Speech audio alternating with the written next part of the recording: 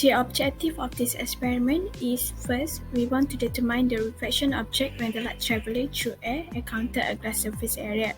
And the second objective of this experiment is determine how light refracts and becomes invisible in cooking oil and water. Introduction. The reflective index, or commonly known as the index of refraction, is a measurement of the bending of a light ray as it passes to one medium and into another. The object will be invisible if there is no refraction or reflection. When light traveling through air strikes an angled glass surface, some of the light tends to reflect. Glass objects are visible as well because they reflect some of the light that strike them and bend or reflect some of the light that strike one another.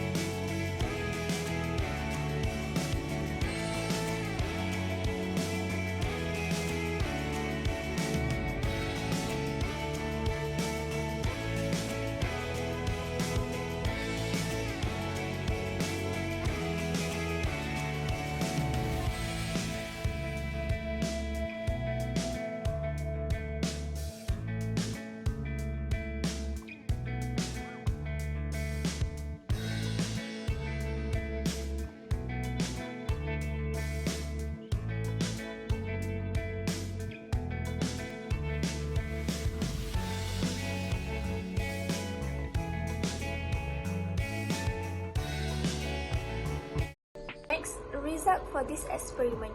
First, we use the medium size of plastic cup and we pour 2 cups of water in that plastic cup. Then, the result show that the glass roll is not invisible. Second, we use the same size of plastic cup, which is medium size, and then we pour 2 cups of cooking oil. Then, the result show that the glass roll is invisible. Last, we use the different size of plastic cup, which is large size. For this size, we use 1.5 cup of water and cooking oil. So, the result show that the glass roll is invisible in cooking oil only.